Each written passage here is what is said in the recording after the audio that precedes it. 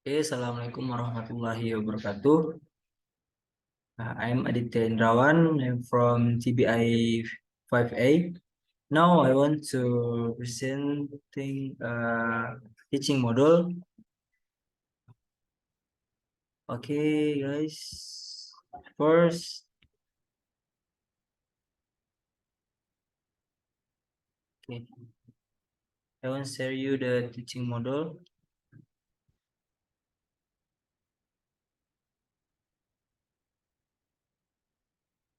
Pertama itu kalender pendidikan. Itu kalender pendidikan yaitu untuk kita melihat minggu-minggu efektif yang ada di satu tahun pelajaran.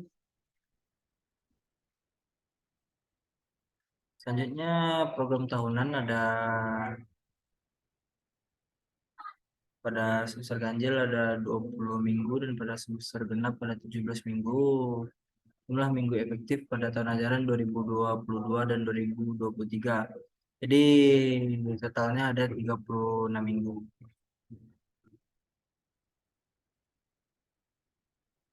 Program tahunan saya kumpulkan ada 12.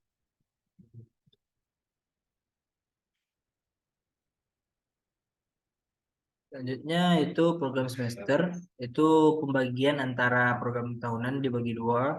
Saya mengambil program semester ganjil dari yang 1 sampai 6. Minggu efektif pada semester ganjil itu 20 minggu. Dan pada semester genap itu 17 minggu. Saya mengambil dari nomor 7 sampai nomor 12. Selanjutnya yaitu capaian pembelajaran. Nasional mata pembelajaran bahasa Inggris. Pembelajaran bahasa Inggris umum pada jenjang pendidikan dasar dan menengah. SDMI program paket A, SMP, MTS paket B, dan SMA, MA program paket C. Dalam kurikulum nasional memberikan kesempatan bagi peserta didik untuk membuka wawasan yang berkaitan dengan diri sendiri, hubungan sosial, kebudayaan, dan kesempatan kerja yang tersedia secara global.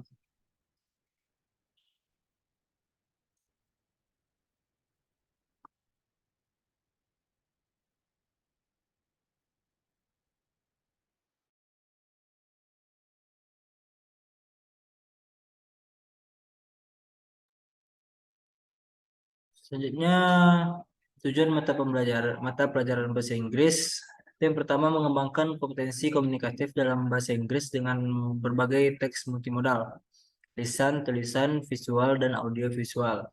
Kedua, mengembangkan kompetensi interkultural untuk memahami dan menghargai perspektif, praktek, dan produk budaya Indonesia dan budaya asing. Ketiga, mengembangkan kepercayaan diri untuk berekspresi sebagai individu yang mandiri dan bertanggung jawab.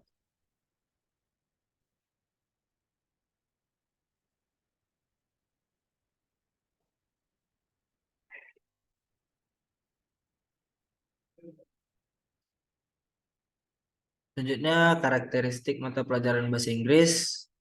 Itu ada jenis teks yang diajarkan dalam bahasa Inggris. Umum beragam, misalnya narasi, deskripsi, eksposisi, prosedur, argumentasi, diskusi, dan lain-lain. Beragam teks ini disajikan bukan hanya dalam bentuk teks tulisan saja, tapi juga teks lisan, teks visual, teks audio, dan teks multimodal. Kedua, guru dapat menentukan jenis teks yang ingin diajarkan sesuai dengan kondisi kelas. Selanjutnya, proses belajar berfokus pada peserta didik atau learner center. Keempat, pembelajaran bahasa Inggris umum difokuskan pada kemampuan berbahasa Inggris peserta didik sesuai dengan tahapan perkembangan kemampuan berbahasa. Selanjutnya, elemen mata pelajaran bahasa Inggris. Pertama ada elemen menyimak, membaca, memirsa, berbicara, dan menulis. Capaian pembelajaran fase D yang sudah ditentukan oleh pemerintah.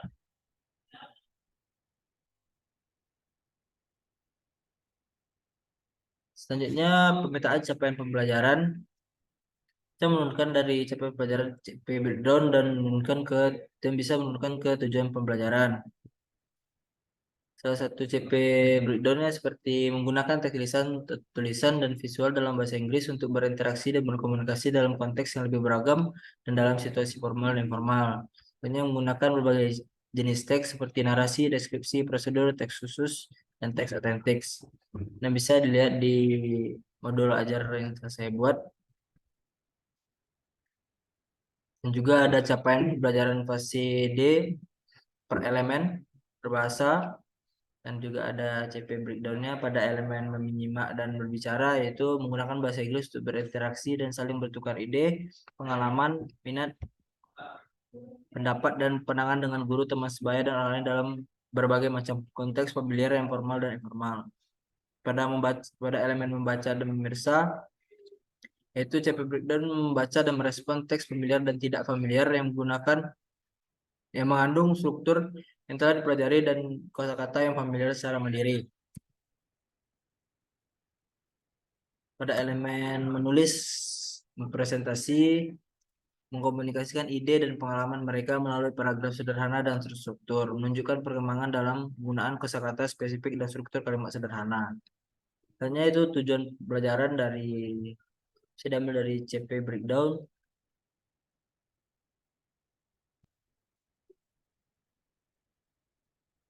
Di sini ada tabel tujuan pembelajaran bahasa Inggris. Sudah ditentukan alokasi waktunya. Nah, saya membaca yang pertama itu menggunakan ide dari berbagai macam teks lisan atau tulisan dengan menggunakan to be, like and dislike, and question word yang disajikan dalam bentuk multimoda dalam lingkungan keluarga dan kelas secara efektif dan menarik. Itu alokasi waktunya 6 JP 2 minggu. Dan itu yang akan saya jadikan jadi modul ajar nantinya. Dan saya lihat yang lainnya.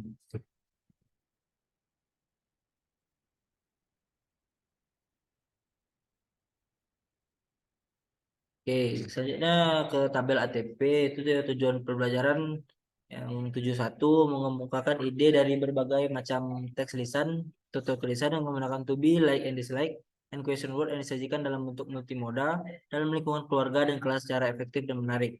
Perkiraan jumlah JP itu 6 JP, dan kata-kata atau frasa kunci itu mengemukakan dan menyajikan ide dari teks lisan tulisan menggunakan to be, like and dislike, and question word. Hanya topik atau konten inti itu to be, like and dislike, dan question word.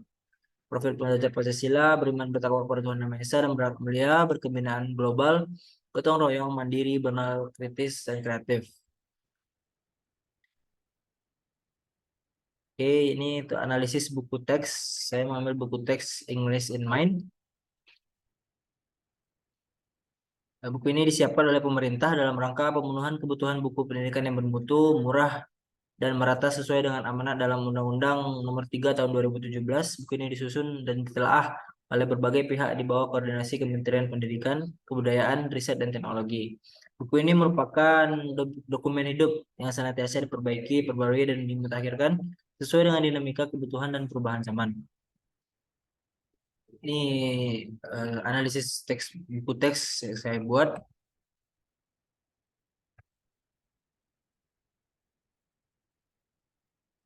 Simpulannya itu buku ini cukup memberi berbagai materi dan latihan lengkap yang lumayan sesuai dengan breakdown capaian pelajaran. Namun sayangnya buku ini tidak memiliki langkah pembelajaran yang lengkap yang sesuai dengan mode pembelajaran genre based instruction atau genre based approach. Hanya modul ajar yang saya buat, kompetensi awal saya ambil yaitu question word, profil pelajar Pancasila, sama sarana prasarana saya butuhkan perpustakaan, buku guru dan buku siswa, English in Mind, majalah, LCD, komputer, laptop, jaringan internet, dan lingkungan kelas. Target peserta didik itu siswa reguler SMP kelas 7. Model pembelajaran yang digunakan itu genre based instruction atau genre based approach. Komponen inti pertama mengemukakan ide dari berbagai macam teks lisan atau tulisan dengan menggunakan to be, like and dislike, dan question word yang disajikan. Asesmen penilaian dalam bentuk metode dalam bentuk keluarga dan kelas. Saya ambil nomor 3 itu menanyakan ide dengan question word. Asesmen pertama cara penilaian, rubrik asesmen individu atau lapiran. Yang kedua jenis asesmen tertulis sesuai objektif, performa, presentasi.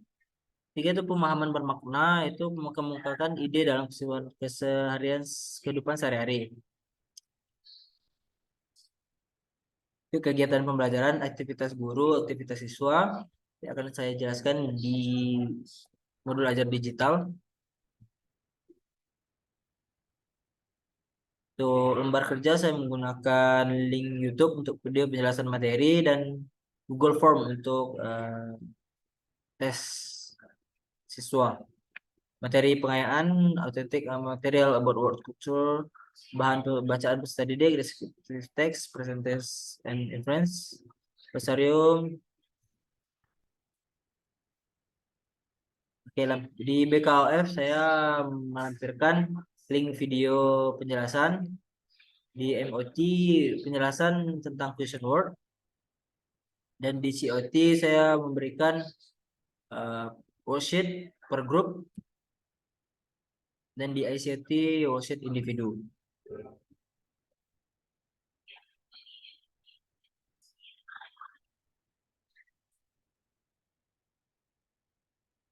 Selanjutnya modul ada digital.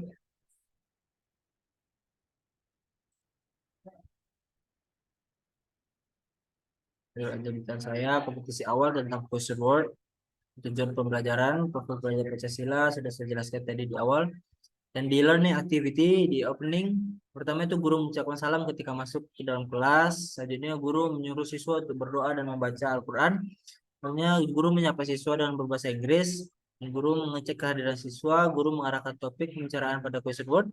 Selanjutnya guru menstimulasikan kepada siswa tentang pertanyaan materi sebelumnya. Di BKOF yang pertama guru memberikan video tentang question word.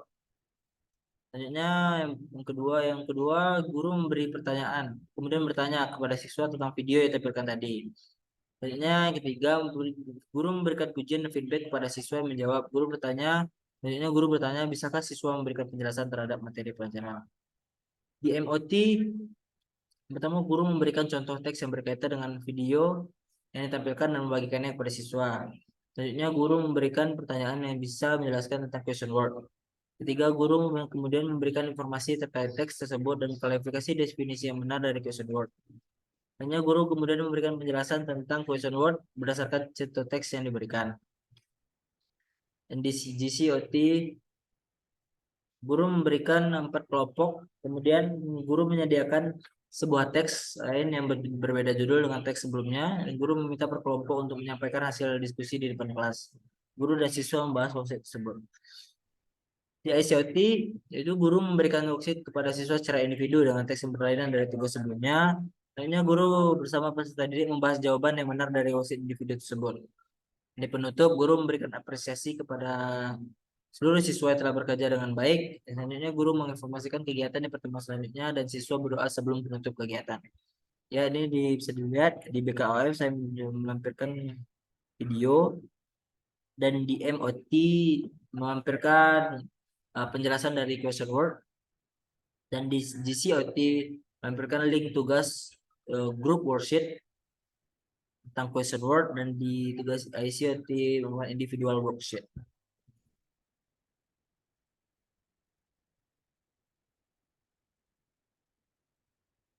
Okay, maybe that's all for me. I'm sorry for my mistake. Assalamualaikum warahmatullahi wabarakatuh.